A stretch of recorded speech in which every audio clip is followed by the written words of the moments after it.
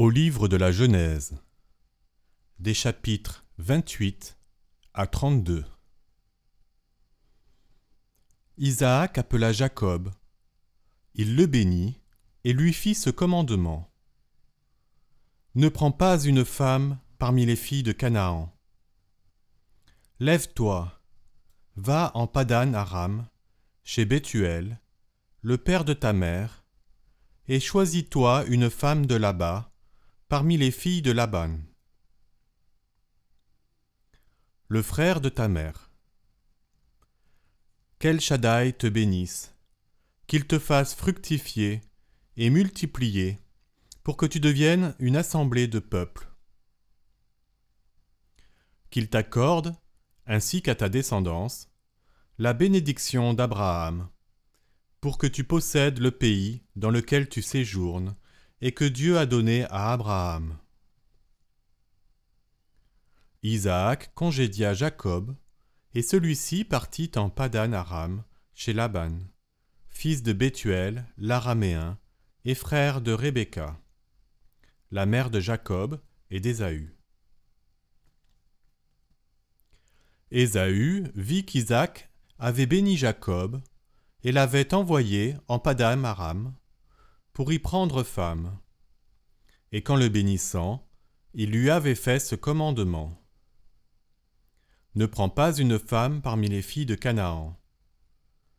Et Jacob avait obéi à son père et à sa mère, et était parti en Padan Aram. Ésaü comprit que les filles de Canaan étaient mal vues de son père Isaac, et il alla chez Ismaël et prit pour femme, en plus de celle qu'il avait, Mahalat, fille d'Ismaël, le fils d'Abraham et sœur de Nébaïoth. Jacob quitta Bersabée et partit pour Haran. Il arriva d'aventure en certains lieux, et il y passa la nuit, car le soleil s'était couché. Il prit une des pierres du lieu, la mit sous sa tête, et dormit en ce lieu. Il eut un songe. Voilà qu'une échelle était dressée sur la terre, et que son sommet atteignait le ciel, et des anges de Dieu y montaient et descendaient. Voilà que le Seigneur se tenait devant lui et dit : Je suis le Seigneur, le Dieu d'Abraham, ton ancêtre, et le Dieu d'Isaac. La terre sur laquelle tu es couché, je la donne à toi et à ta descendance. Ta descendance deviendra nombreuse comme la poussière du sol. Tu déborderas à l'Occident et à l'Orient, au septentrion et au midi. Et tous les clans de la terre se béniront par toi et par ta descendance. Je suis avec toi, je te garderai partout où tu iras, et te ramènerai en ce pays, car je ne t'abandonnerai pas, que je n'ai accompli ce que je t'ai promis. Jacob s'éveilla de son sommeil et dit : En vérité, le Seigneur est en ce lieu, et je ne le savais pas. Il eut peur et dit : Que ce lieu est redoutable. Ce n'est rien de moins qu'une maison de Dieu et la porte du ciel. Levé de bon matin, il prit la pierre qui lui avait servi de chevet, il la dressa comme une stèle et répandit de l'huile sur son sommet. À ce lieu, il donna le nom de Béthel. Mais auparavant, la ville s'appelait Luz. Jacob fit ce vœu : Si Dieu est avec moi et me garde en la route où je vais, s'il me donne du pain à manger et des habits pour me vêtir, si je reviens sains et saufs chez mon Père, alors le Seigneur sera mon Dieu. Et cette pierre que j'ai dressée comme une stèle sera une maison de Dieu. Et de tout ce que tu me donneras, je te payerai fidèlement la dîme. Chapitre 29. Jacob se mit en marche et alla au pays des fils de l'Orient. Et voici qu'il vit un puits dans la campagne, près duquel étaient couchés 3 troupeaux de petits bétail. C'était à ce puits qu'on abreuvait les troupeaux, mais la pierre qui enfermait l'ouverture était grande. Quand tous les troupeaux étaient rassemblés là, on roulait la pierre de sur la bouche du puits. On abreuvait le bétail, puis on remettait la pierre en place sur la bouche du puits. Jacob demanda aux bergers : « Mes frères, d'où êtes-vous » Et ils répondirent : « Nous sommes de Haran. » Il leur dit : « Connaissez-vous Laban, fils de Nahor » ? « Nous le connaissons, » répondirent-ils. Il leur demanda : « Va-t-il bien » Ils répondirent : « Il va bien, et voici justement sa fille Rachel qui vient avec le troupeau. » Jacob dit : « Il fait encore grand jour, ce n'est pas le moment de rentrer le bétail. Abreuvez les bêtes et retournez au pâturage. » Mais ils répondirent : « Nous ne pouvons le faire avant que soient rassemblés tous les troupeaux et qu'on roule la pierre de sur la bouche du puits. Alors nous abreuverons les bêtes. » Ils conversaient encore avec eux lorsque Rachel arriva avec le troupeau de son père, car elle était bergère. Dès que Jacob eut vu Rachel, la fille de son oncle Laban, et le troupeau de son oncle Laban, il s'approcha, roula la pierre de sur la bouche du puits et abreuva le bétail de son oncle Laban. Jacob donna un baiser à Rachel, puis éclata en sanglots. Il apprit à Rachel qu'il était le parent de son père et le fils de Rebecca, et elle courut en informer son père. Dès qu'il entendit qu'il s'agissait de Jacob, le fils de sa sœur, Laban courut à sa rencontre, il le serra dans ses bras, le couvrit de baisers et le conduisit dans sa maison. Et Jacob lui raconta toute cette histoire. Alors Laban lui dit : « Oui, tu es de mes os et de ma chair. » Et Jacob demeura chez lui 1 mois entier. Alors Laban dit à Jacob : « Parce que tu es mon parent, vas-tu me servir pour rien ? Indique-moi quel doit être ton salaire. » Or Laban avait 2 filles. L'aînée s'appelait Léa, et la cadette Rachel. Les yeux de Léa étaient doux, mais Rachel avait belle tournure et beau visage, et Jacob aimait Rachel. Il répondit : « Je te servirai 7 années pour Rachel, ta fille cadette. » Laban dit : « Mieux vaut la donner à toi qu'à un étranger. Reste chez moi. » Donc Jacob servit pour Rachel pendant 7 années, qui lui parurent comme quelques jours, tellement il l'aimait. Puis Jacob dit à Laban : « Accorde-moi ma femme, car mon temps est accompli, et que j'aille vers elle. » Laban réunit tous les gens du lieu et donna un banquet. Mais voici qu'au soir, il prit sa fille Léa et la conduisit à Jacob. Et celui-ci s'unit à elle. Laban donna sa servante Zilpa comme servante à sa fille Léa. Le matin arriva, et voilà que c'était Léa. Jacob dit à Laban : « Que m'as-tu fait là ? N'est-ce pas pour Rachel que j'ai servi chez toi ? Pourquoi m'as-tu trompé ? » Laban répondit : « Ce n'est pas l'usage dans notre contrée de marier la plus jeune avant l'aînée. Mais achève cette semaine de noces, et je te donnerai aussi l'autre comme prix du service que tu feras chez moi pendant encore 7 autres années. » Jacob fit ainsi. Il acheva cette semaine de noces, et Laban lui donna sa fille Rachel pour femme.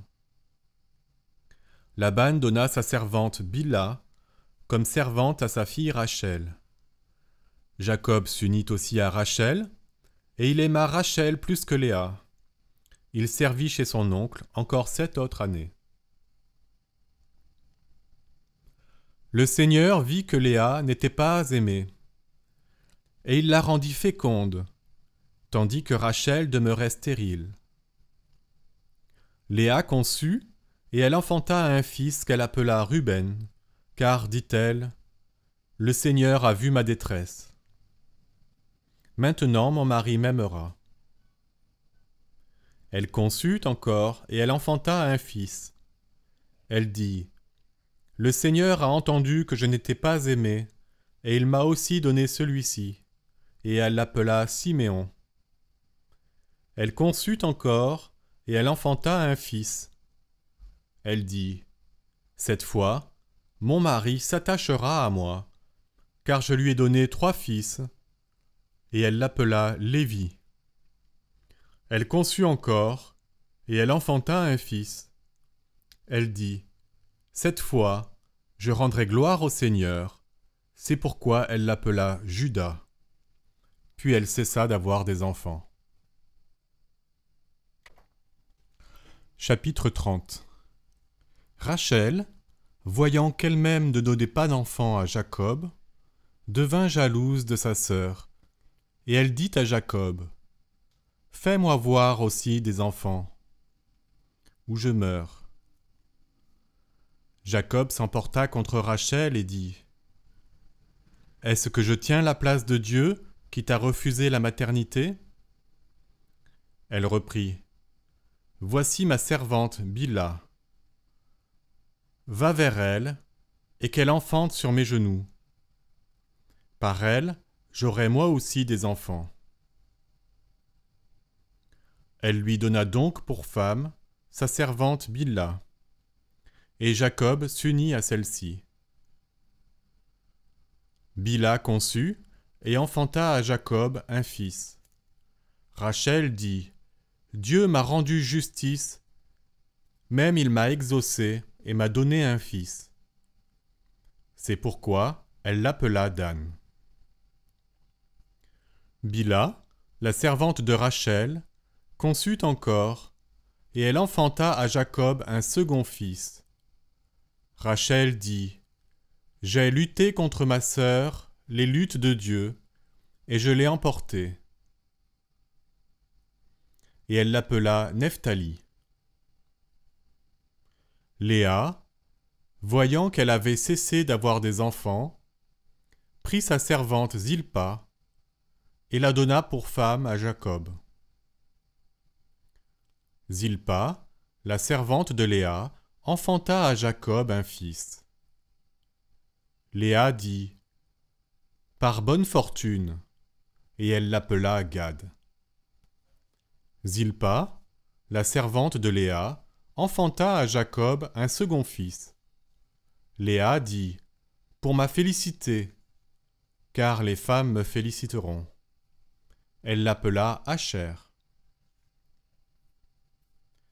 Étant sorti au temps de la moisson des blés, Ruben trouva dans les champs des pommes d'amour, qu'il apporta à sa mère, Léa.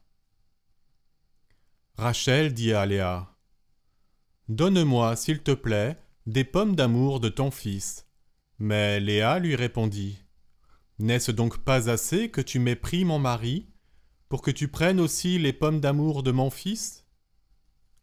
Rachel reprit, « Eh bien, qu'il couche avec toi cette nuit, en échange des pommes d'amour de ton fils. » Lorsque Jacob revint des champs le soir, Léa sortit à sa rencontre et lui dit, « Il faut que tu viennes chez moi, car je t'ai pris à gage pour les pommes d'amour de mon fils. » Et il coucha avec elle cette nuit-là. Dieu exauça Léa, elle conçut, et elle enfanta à Jacob un 5e fils. Léa dit, « Dieu m'a donné mon salaire pour avoir donné ma servante à mon mari. » Et elle l'appela Issachar. Léa conçut encore, et elle enfanta à Jacob un 6e fils. Léa dit, « Dieu m'a fait un beau présent.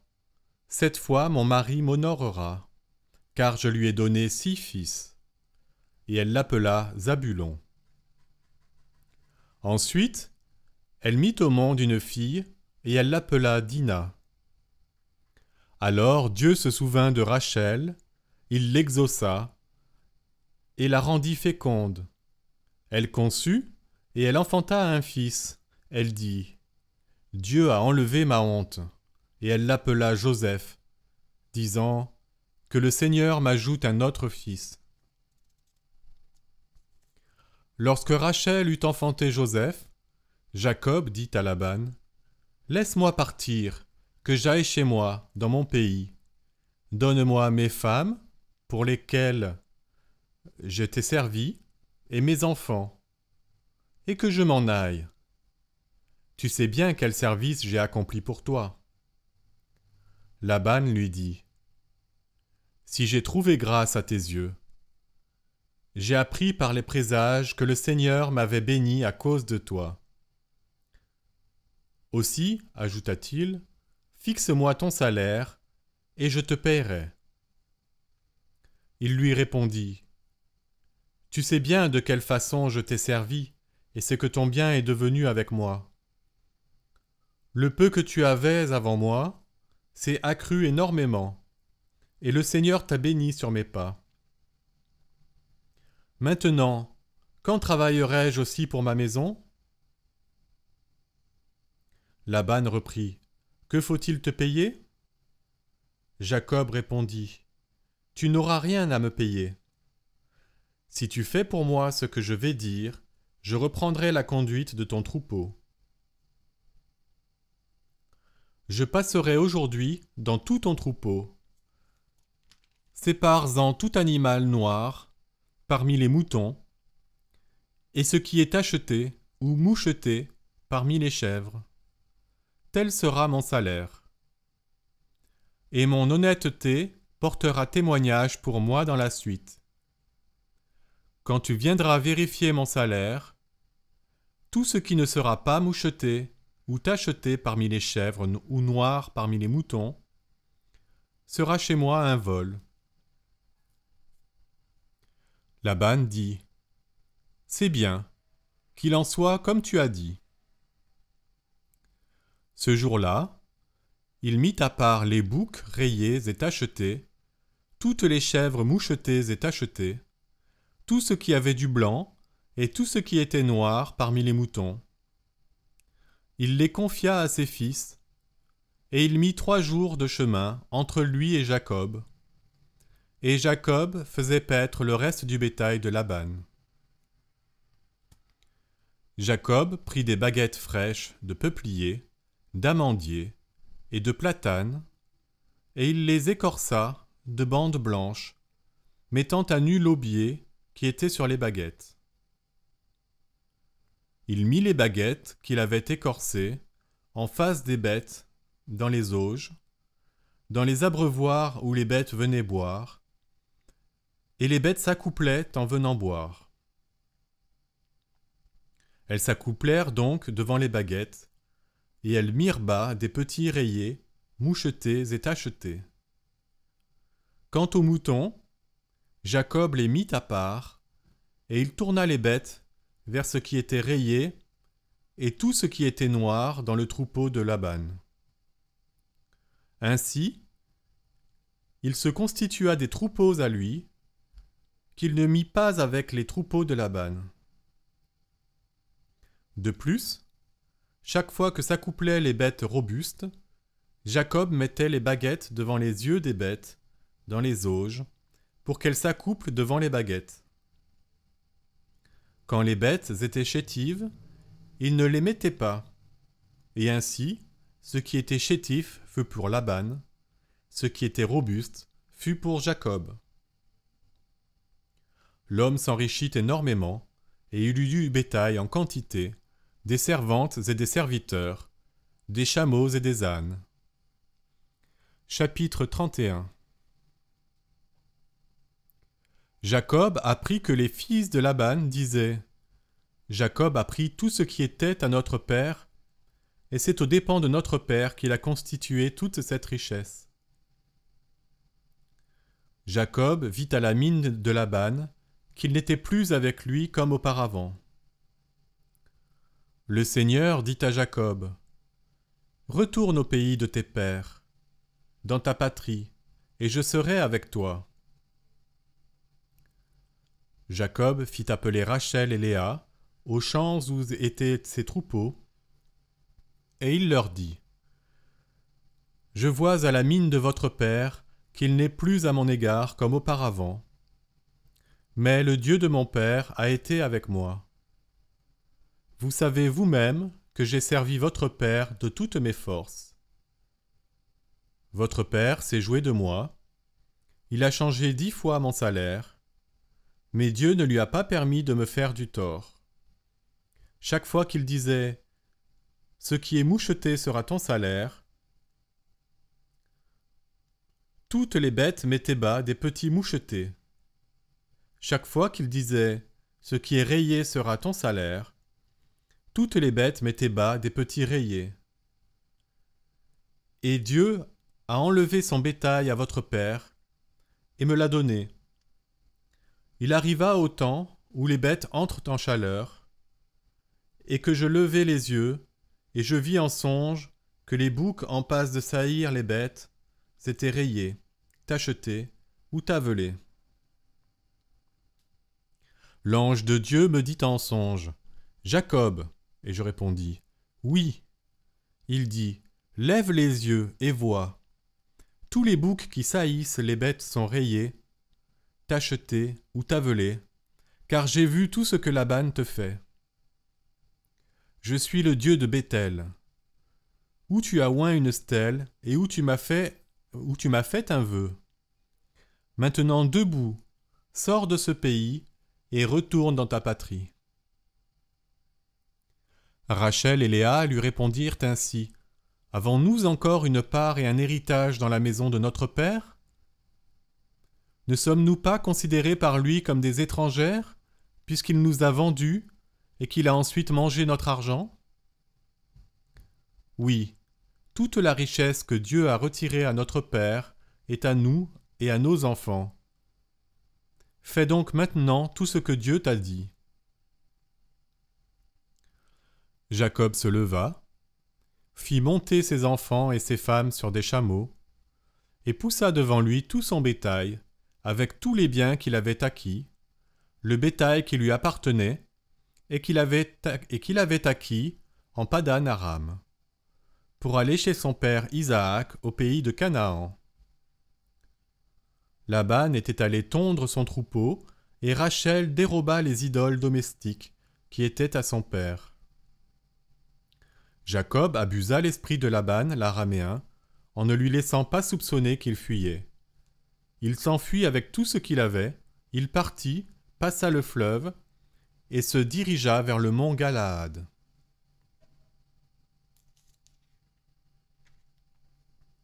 Le 3e jour, on apprit à Laban que Jacob s'était enfui. Il prit ses frères avec lui, le poursuivit 7 jours de chemin, et l'atteignit au mont Galaad. Dieu visita Laban, l'araméen, dans une vision nocturne, et lui dit « Garde-toi de dire à Jacob quoi que ce soit. » Laban rejoignit Jacob, qui avait planté sa tente dans la montagne, et Laban planta sa tente au mont Galaad.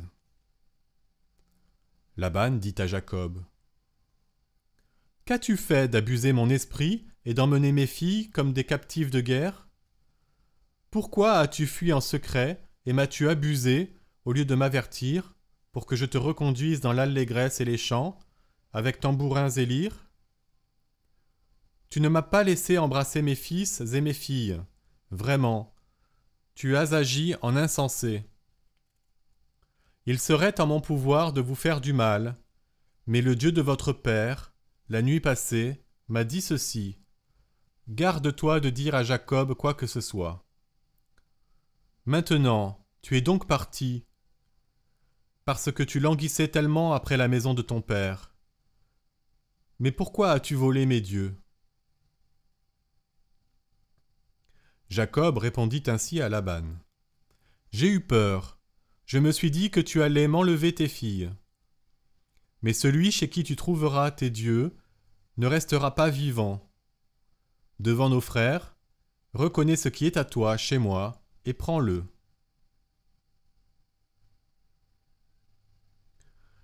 Jacob ignorait en effet que Rachel les avait dérobés. Laban alla chercher dans la tente de Jacob, puis dans la tente de Léa, puis dans la tente des 2 servantes, et il ne trouva rien. Il sortit de la tente de Léa et entra dans celle de Rachel. Or Rachel avait pris les idoles domestiques, les avait mises dans le palanquin du chameau et s'était assise dessus. Laban fouilla toute la tente et ne trouva rien. Rachel dit à son père, « Que mon Seigneur ne voie pas avec colère que je ne puisse me lever en ta présence, car j'ai ce qui est coutumier aux femmes. » Laban chercha et ne trouva pas les idoles.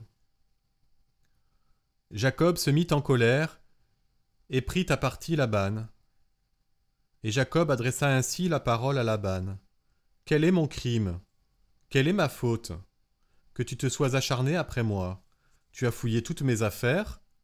As-tu rien trouvé de toutes les affaires de ta maison? Produis-le ici devant mes frères et tes frères, et qu'ils jugent entre nous deux. Voici 20 ans que je suis chez toi. Tes brebis et tes chèvres n'ont pas avorté, et je n'ai pas mangé les béliers de ton troupeau. Les animaux déchirés par les fauves, je ne te les rapportais pas, c'était moi qui compensais leurs pertes. Tu me les réclamais, que j'ai été volé de jour ou que j'ai été volé de nuit. J'ai été dévoré par la chaleur pendant le jour, par le froid pendant la nuit, et le sommeil a fui mes yeux. Voilà 20 ans que je suis dans ta maison. Je t'ai servi 14 ans pour tes 2 filles et 6 ans pour ton troupeau, et tu as changé 10 fois mon salaire. Si le Dieu de mon père, le Dieu d'Abraham, le parent d'Isaac, n'avait pas été avec moi, tu m'aurais renvoyé les mains vides. Mais Dieu a vu mes fatigues et le labeur de mes bras, et, la nuit passée, il a rendu son jugement. Laban répondit ainsi à Jacob. Ces filles sont mes filles, ces enfants sont mes enfants. Ce bétail est mon bétail. Tout ce que tu vois est à moi.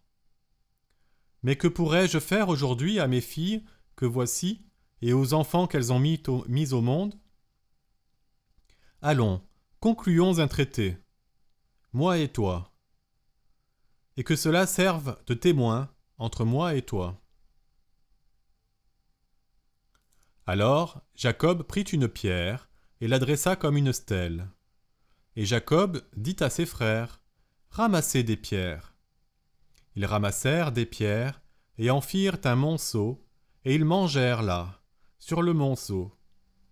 Laban le nomma Yégar, Shahaduta, et Jacob le nomma Galéed.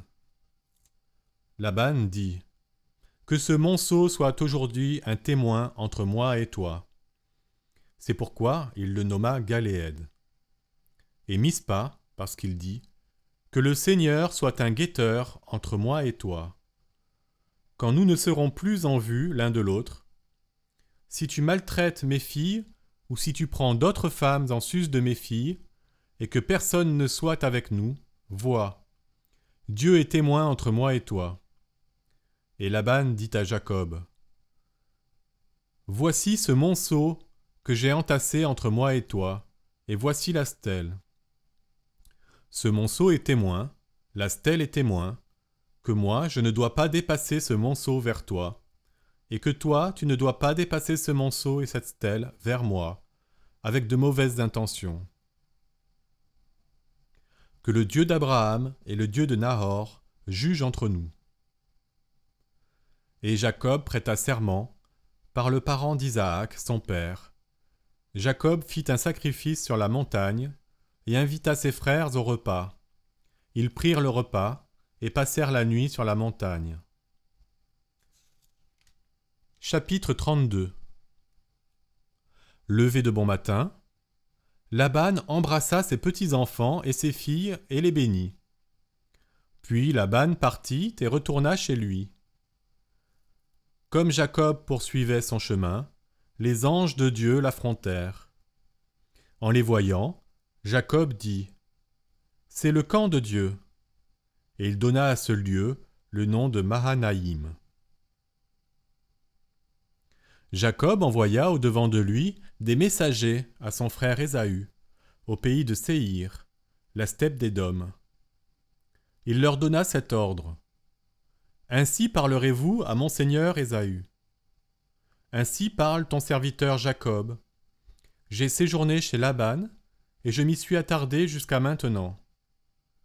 J'ai acquis bœufs et ânes, petit bétail, serviteurs et servantes.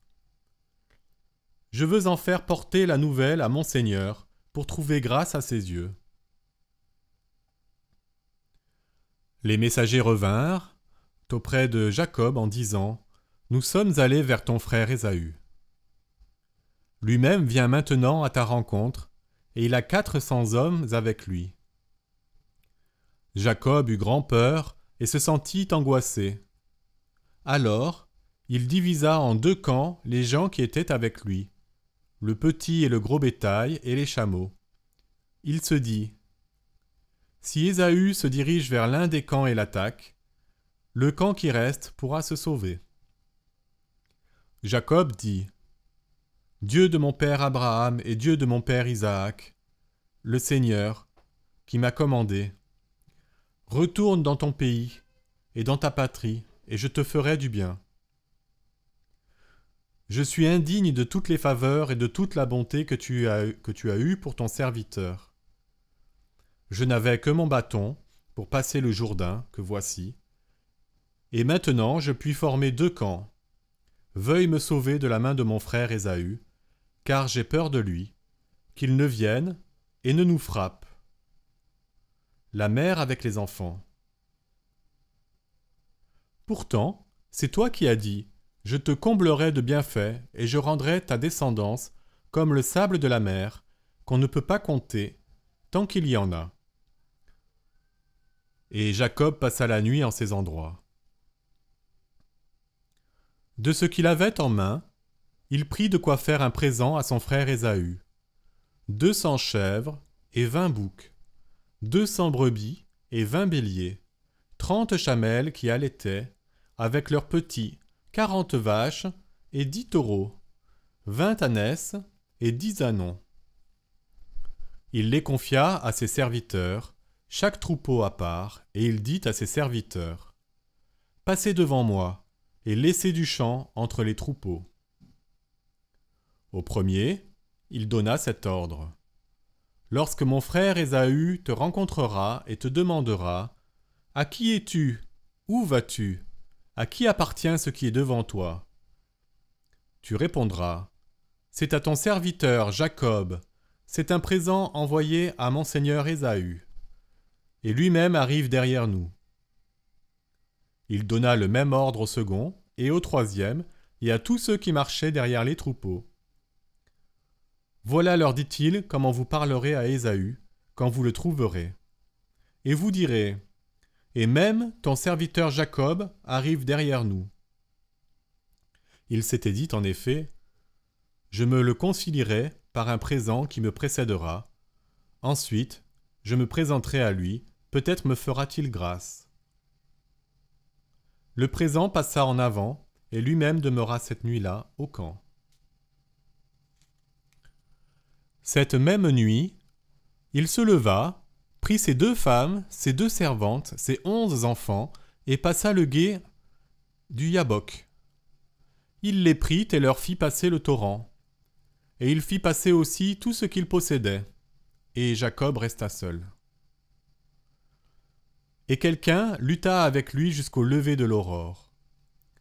Voyant qu'il ne le maîtrisait pas, il le frappa à l'emboîture de la hanche, et la hanche de Jacob se démit pendant qu'il luttait avec lui.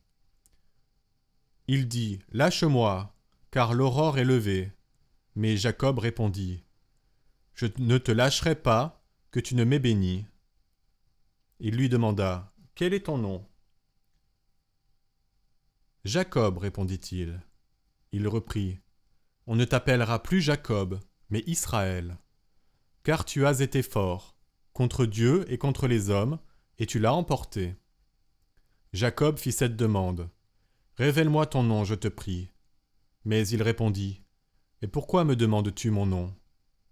Et, là même, il le bénit.